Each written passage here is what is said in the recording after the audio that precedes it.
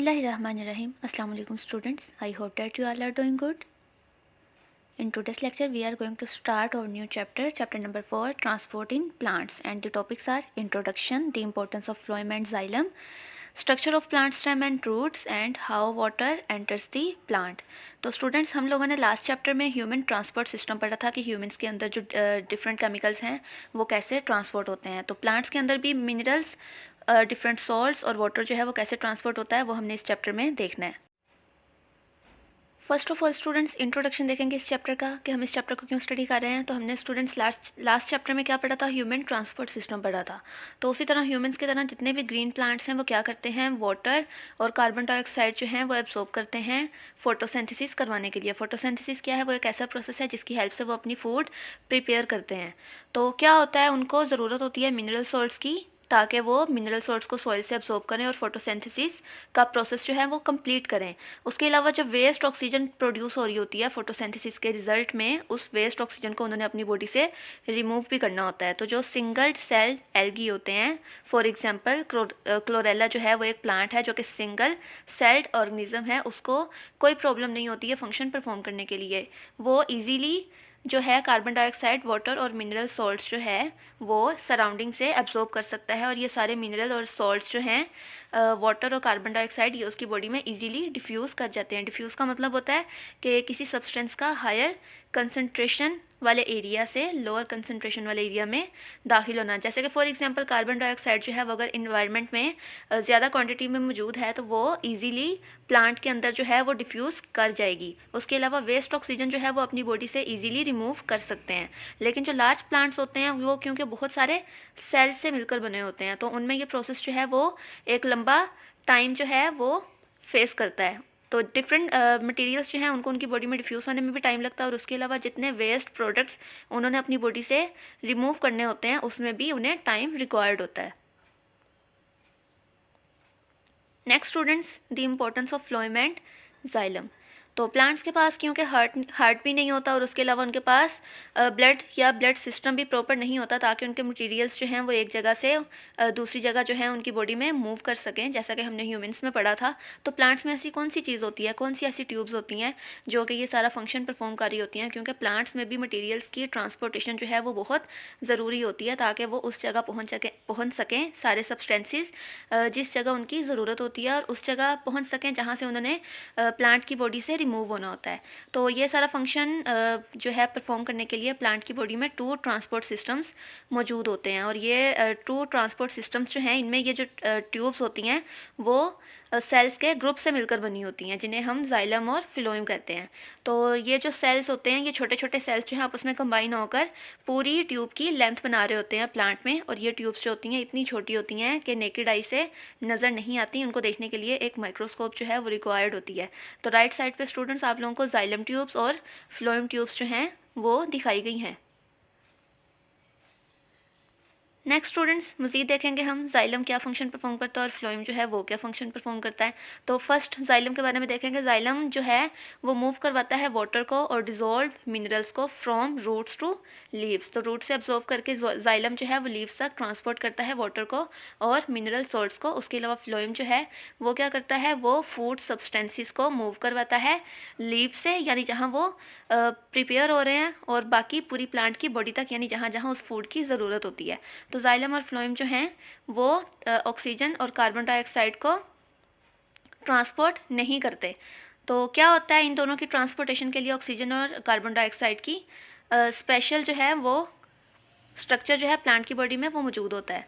तो कैसे डिफ्यूज़ होती हैं ये गैसेस, वो डिफ्यूज़ होती हैं प्लांट की बॉडी में by the process of diffusion. तो प्लांट जो है उनको ज़रूरत नहीं होती ऑक्सीजन की या फूड की जैसे कि ह्यूमन बींग्स को होती है, क्योंकि प्लांट्स जो हैं वो उतने एक्टिव नहीं होते जितने के एनिमल्स या अदर ह्यूमन बींग्स जो हैं वो होते हैं। नेक्स्ट स्टूडेंट जाइलम के बारे में मज़ीद देखेंगे कि जाइलम वेसल्स कैसे बन रही होती हैं। जैसे कि हमने ह्यूमन ट्रांसपोर्ट सिस्टम में पढ़ा था कि हमारी बॉडी में डिफरेंट वेसल्स होती हैं, यानी कि आर्टरीज़ और वेंस, जो कि हमारे मटेरियल्स को हमारी बॉडी में एक जगह से दूसरी जगह जो है ट्रांसपोर्ट कर रही होती हैं। तो जाइलम वेसल्स कैसे बनती हैं? लॉन्ग एम्प्टी और डेड सेल्स जो हैं आपस में कंबाइन होकर वो छोटे छोटे ट्यूब्स बनाते हैं, जिनको हम वेसल्स कहते हैं। तो अगर फ्लोएम की बात करें तो फ्लोएम जो हैं वो लिविंग सेल्स से मिलकर बने होते हैं। वो सेल्स जो हैं वो एंड टू एंड जो हैं आपस में अरेंज हुए हुए होते हैं। तो जाइलम की बॉडी में क्योंकि डेड सेल्स होते हैं, तो फ्लोएम जो है वो अनलाइक जाइलम वेसल्स वो उनके जो क्रॉस वॉल्स हैं वो डिसअपेयर नहीं होती। यानी जब जाइलम की बॉडी में हम लोगों ने बात किया कि टाइनी ट्यूब्स जो हैं वो आपस में कंबाइन होकर पूरी लेंथ बनाती हैं थ्रू आउट द प्लांट, तो फ्लोएम जो है उसकी जो ट्यूब्स होती हैं उनमें जो क्रॉस वॉल्स होती हैं वो डिसअपेयर नहीं होती, बल्कि वो क्रॉस वॉल्स जो हैं उनमें क्या होती हैं, परफोरेशंस लगी होती हैं, जिन्हें हम कहते हैं सीव्स। यानी फ्लोएम की बॉडी के जितने भी छोटे छोटे पोर्शंस होंगे ट्यूब्स के, वहाँ पे हमें एक सीव लाइक स्ट्रक्चर यानी एक छन्नी टाइप स्ट्रक्चर जो है वो मौजूद नज़र आएगा, जिसके अंदर परफोरेशंस होंगी, जो कि सप्लाई करवाएगा फूड मटेरियल्स को थ्रू आउट दी प्लांट। तो राइट साइड पे स्टूडेंट्स आपको जाइलम वेसल की, फ्लोएम ट्यूब्स की और पीथ जो है वो किसी स्टेम का इनर पार्ट होता है, बिल्कुल मिड का। तो ये सारी लेबलिंग जो है ये आपको दिखाई हुई है। नेक्स्ट स्टूडेंट्स सीव प्लेट्स के बारे में मज़ीद बात करेंगे। सीव प्लेट्स जो हैं वो हमने पढ़ा है कि फ्लोएम में मौजूद होती हैं, और क्योंकि फ्लोएम ट्यूब में मौजूद होती हैं तो हम इनको क्या कहेंगे, सीव ट्यूब्स कहेंगे। फंक्शन क्या होता है, ये फूड को ट्रांसपोर्ट करने में हेल्प करती हैं, फूड जैसे कि शुगर। तो फ्लोएम टिश्यू जो है उसके पास कंपेनियन सेल्स भी मौजूद होते हैं। इनको हम कंपेनियन सेल्स क्यों कहते हैं, तो क्योंकि ये सीव ट्यूब्स के साथ ही ग्रो किए हुए होते हैं। कंपेनियन मीन्स कंपनी, यानी कि वो कंपनी प्रोवाइड कर रहे होते हैं सीव ट्यूब्स को, उनकी हेल्प कर रहे होते हैं फूड को मूव करवाने में through out the plant. Next students इस पिक्चर में आप लोगों को लेफ्ट साइड पे जाइलम और उसके अंदर वाटर की ट्रांसपोर्टेशन दिखाई गई है। उसके अलावा राइट साइड पे आपको फ्लोएम का स्ट्रक्चर दिखाया गया है। तो उसके अंदर आपको जो हैं सीव ट्यूब्स जो हैं वो नज़र आ रही हैं। आपको मिड में लाइनिंग्स जो हैं जहाँ पे लिखा हुआ है ट्रांसलोकेशन ऑफ सुक्रोज, यानी कि शुगर की ट्रांसपोर्ट हो रही है, तो आपको मिड में जो हैं ये परफोरेशंस, छोटे छोटे सुराख जो हैं वो सीव ट्यूब्स जो हैं वो नज़र आ रही हैं। तो वहाँ से सारी ट्रांसपोर्टेशन जो है वो दिखाई गई है। उसके अलावा आपको कंपेनियन सेल्स भी दिखाए गए हैं। तो कंपेनियन सेल्स भी जो हैं वो भी शुगर को ट्रांसपोर्ट करवाने में विद इन दी फ्लोएम वो हेल्प आउट कर रहे होते हैं फ्लोएम टिश्यू की। नेक्स्ट स्टूडेंट्स मज़ीद देखेंगे वाटर और मिनरल सॉल्ट्स जो हैं वो जाइलम में ट्रैवल करते हैं, प्लांट की स्टेम में से होते हुए, यानी रूट से एब्जॉर्ब होते हैं और देन लीव्स तक ट्रांसपोर्ट होते हैं। और ये प्रोसेस जो है हर वक्त जो है वो चलता रहता है, कंटिन्यू रहता है। और उसके साथ साथ at the same time phloem में भी फूड जो है वो ट्रांसपोर्ट हो रही होती है लीव से रूट्स तक, ताकि वहाँ पे स्टोर हो सके। जैसे कि कैरेट्स में, पोटैटोस में और बहुत से डिफरेंट प्लांट्स में उनकी बॉडी के डिफरेंट पार्ट्स में, जैसे कि underground stem, underground root, growing bird, flower या डेवलपिंग फ्रूट्स में फूड जो है वो स्टोर होती है। तो नीचे स्टूडेंट्स आपको एक टेबल नज़र आ रहा है, उसमें आपको नेम ऑफ टिश्यू यानी कि जाइलम और फ्लोएम, उसके अलावा जो प्रोसेस उनके अंदर हो रहा होता है उसका नेम बताया गया है, साथ ही साथ सब्सटेंसेस जो मूव करवा रहे होते हैं ये दोनों टिश्यूज़, और उसके अलावा कौन से स्ट्रक्चर जो हैं वो इन टिश्यू को बना रहे होते हैं। तो फर्स्ट हम जाइलम के बारे में देखते हैं। जाइलम में कौन सा प्रोसेस हो रहा होता है, वाटर और मिनरल सॉल्ट्स की ट्रांसपायरेशन हो रही होती है। तो ट्रांसपायरेशन का वर्ड जो है वो आपने अच्छे से याद रखना है, जो कि जाइलम परफॉर्म करवाते हैं। तो सब्सटेंसेस कौन से मूव्ड हो रहे होते हैं, water and mineral salts move from roots to leaves. तो रूट से लीव्स तक कौन लेके जा रहा होता है, जाइलम टिश्यू। और स्ट्रक्चर क्या होता है जाइलम टिश्यू का, columns of hollow dead reinforced cells. तो ये सारे सेल्स आपस में कंबाइन होकर एक ट्यूब बनाते हैं, और ये सारे सेल्स जो हैं जो आपस में कंबाइन हुए होते हैं वो एक दूसरे को रीएनफोर्स कर रहे होते हैं, यानी एक दूसरे को सपोर्ट प्रोवाइड कर रहे होते हैं और स्ट्रक्चर मेंटेन कर रहे होते हैं।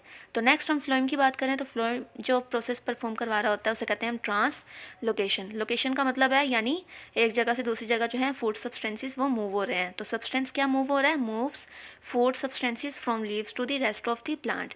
तो लीव्स जहाँ फूड बनती है वहाँ से लेकर फ्लोएम टिश्यू जो है पूरी बॉडी में फूड को सप्लाई कर रहा होता है। और ख़ुद किस चीज़ से मिलकर बना होता है, कॉलम्स ऑफ लिविंग सेल्स। तो इसके सेल्स को हम लिविंग सेल्स कहते हैं। आप लोगों ने ये बात भी याद रखनी है, फ्लोएम जो है वो लिविंग सेल से मिलकर बना होता है और जाइलम जो है वो डेड सेल से मिलकर बना होता है। नेक्स्ट स्टूडेंट्स स्ट्रक्चर देखेंगे हम प्लांट स्टेम का।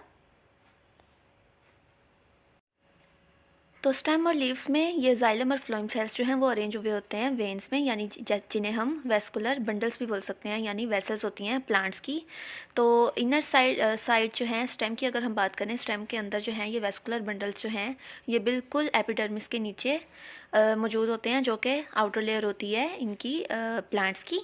तो वेस्कुलर बंडल्स जो हैं उनके अंदर बहुत स्ट्रॉन्ग फाइबर्स मौजूद होते हैं। वो उनका फंक्शन क्या होता है, जब तेज़ हवाएं चलती हैं तो वो प्लांट्स को बेंड होने से बचाते हैं। तो जाइलम वेसल्स जो हैं उनके साथ भी हमने पढ़ा था कि उनके अंदर भी रीएनफोर्स्ड सेल मौजूद होते हैं, जो कि सपोर्ट प्रोवाइड कर रहे होते हैं ताकि प्लांट जो है वो बेंड ना करे, प्लांट जो है अपने वेट को बेयर करे। तो राइट साइड पे स्टूडेंट्स आपको एपिडर्मिस लेबल करके दिखाई गई है, उसके इनर साइड पे आपको वेस्कुलर बंडल दिखाया गया, और उसी वेस्कुलर बंडल के अंदर आपको एक जगह पर फ्लोएम लेबल करके दिखाया और दूसरी जगह पर जाइलम। तो जाइलम और फ्लोएम जो है वेस्कुलर बंडल के अंदर मौजूद होते हैं, बिल्कुल एपिडर्मिस के इनर साइड पे। नेक्स्ट स्टूडेंट्स हम देखेंगे स्ट्रक्चर ऑफ प्लांट रूट।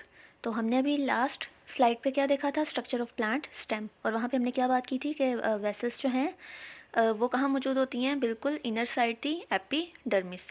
लेकिन अगर रूट की हम बात करें तो रूट में ये वेसल्स जो हैं वो बिल्कुल सेंटर में मौजूद होती हैं, प्लांट के सेंटर में, ताकि रेजिस्ट कर सकें प्लांट की पुलिंग को और स्ट्रेचिंग फोर्स को। यानी जब हवा से प्लांट जो है वो हरकत करता है तो वो अपनी पोजीशन जो है वो मेंटेन करे।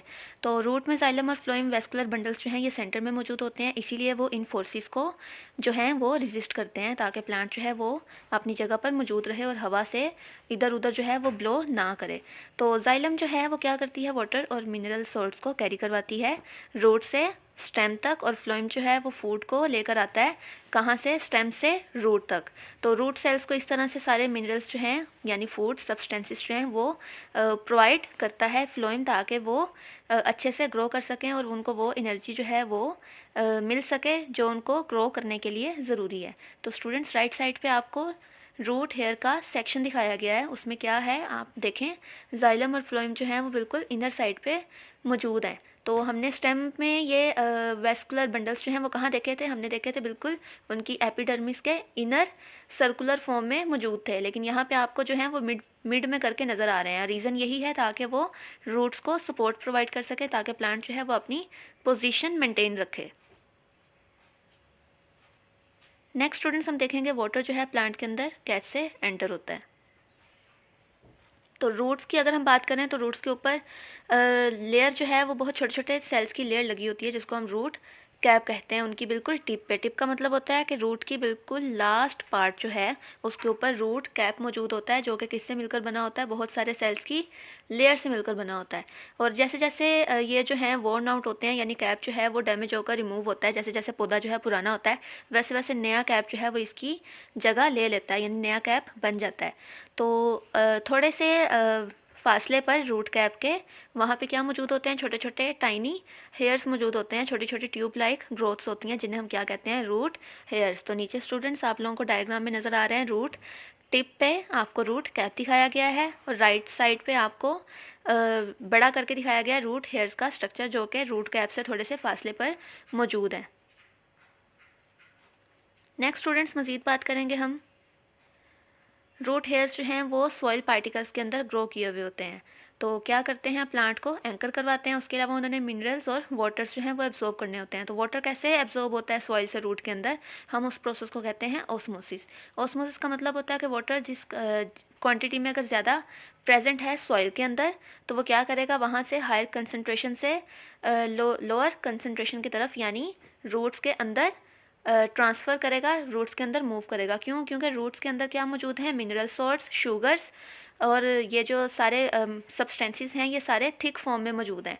तो इन सारे सॉल्यूशन को क्या कहते हैं, जो रूट सेल के अंदर मौजूद है इसको हम कहते हैं सैप। तो क्यों? क्योंकि वाटर की क्वांटिटी रूट के अंदर ज़्यादा है, वहाँ पे शुगर और मिनरल सॉल्ट्स जो हैं ज़्यादा प्रेजेंट हैं। तो क्या करेगा, वाटर सॉइल में जो ज़्यादा क्वांटिटी में मौजूद है वो क्या करेगा, ऑस्मोसिस के प्रोसेस से एंट्री ले लेगा रूट सेल के अंदर।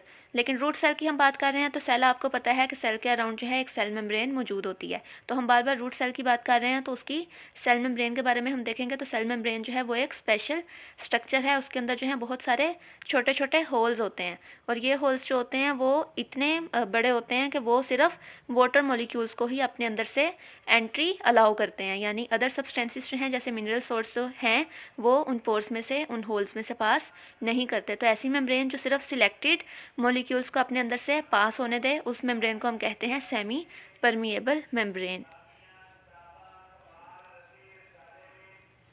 नेक्स्ट स्टूडेंट्स, मज़ीद बात करेंगे कि वाटर जो है प्लांट के अंदर कैसे एंट्री लेता है। तो अगर आप लोग ये सोचें कि एक रूट हेयर जो है वो सॉइल के पार्टिकल्स के अंदर ग्रो किया हुआ है, तो सेल का सैप जो है वो एक थिक सोल्यूशन फॉर्म में मौजूद है as compare to soil water, यानी कि सेल सैप के अंदर सारे मिनरल्स मौजूद हैं, पानी जो है वो लेस क्वांटिटी में मौजूद है, लेकिन सॉइल के अंदर जो वाटर है वो ज़्यादा क्वांटिटी में मौजूद है, क्योंकि सॉइल के अंदर मिनरल्स कम हैं, सारे मिनरल्स जो हैं वो रूट हेयर्स में मौजूद हैं। तो वाटर क्या करेगा, सॉइल से वो एब्जॉर्ब हो जाएगा सेल मेम्ब्रेन को क्रॉस करते हुए into cell sap by osmosis. तो ऑस्मोसिस के प्रोसेस को कंप्लीट करते हुए वाटर जो है वो सॉइल से सेल सैप के अंदर एंट्री लेगा सेल मेम्ब्रेन में से क्रॉस करते हुए।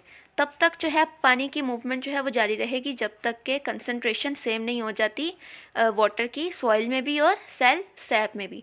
तो मिनरल सोर्स जो हैं सॉइल सोल्यूशन में वो सिर्फ बाकी बच जाते हैं, बाकी सारा पानी जो है सॉइल से वो सेल सैप में एंट्री ले चुका होता है। तो अब सेल सैप की हम बात करें तो वो क्या हो जाती है, उसकी कंसंट्रेशन लोअर हो जाती है सेल सैप की, मतलब कि उसके मिनरल्स कम हो जाते हैं। क्यों? क्योंकि उसने वाटर जो है सारे का सारा सॉइल से अपने अंदर एब्जॉर्ब कर लिया है। लेकिन अगर हम नेक्स्ट सेल की बात करें तो नेक्स्ट सेल जो है उसके अंदर जो है मिनरल्स ज़्यादा होते हैं, और जिस सेल में वाटर जो है एब्जॉर्ब किया है वो सेल जो है वो पानी से बिल्कुल भरा हुआ है और उसके अंदर मिनरल्स जो हैं वो उनकी क्वांटिटी कम हो गई है। तो इसका मतलब क्या करेगा, पानी देन इस सेल से नेक्स्ट सेल में मूव कर जाएगा, और ये प्रोसेस जो है सारे नेबरिंग सेल्स में कंटिन्यू करेगा, और इस तरह से पानी जो है मूव करता हुआ वो जाइलम वेसल्स तक पहुंच जाएगा। तो स्टूडेंट्स राइट साइड पे आपको पिक्चर में दिखाया गया है रूट हेयर्स दिखाए गए हैं, उसके अलावा आपको ब्लू कलर में रूट हेयर्स में से मूव करता हुआ पानी का पाथवे दिखाया गया है। तो ये था students topic how water enters the plant. तो प्लांट के अंदर वाटर जो है वो कैसे एंटर करता है, कौन कौन से स्ट्रक्चर से एंटर करता है, कौन कौन सा प्रोसेस होता है, उस प्रोसेस को हम क्या कहते हैं, कौन कौन से स्ट्रक्चर्स जो हैं वो इन्वॉल्व होते हैं। तो आप लोगों ने ये सारे टॉपिक की जितने भी टॉपिक्स आज की इस वीडियो में हमने रीड किए हैं वो सारे आपने अच्छे से थॉरोली रीड कर लेने हैं। Thank you students for watching. Stay home, stay safe. अल्लाह हाफिज़।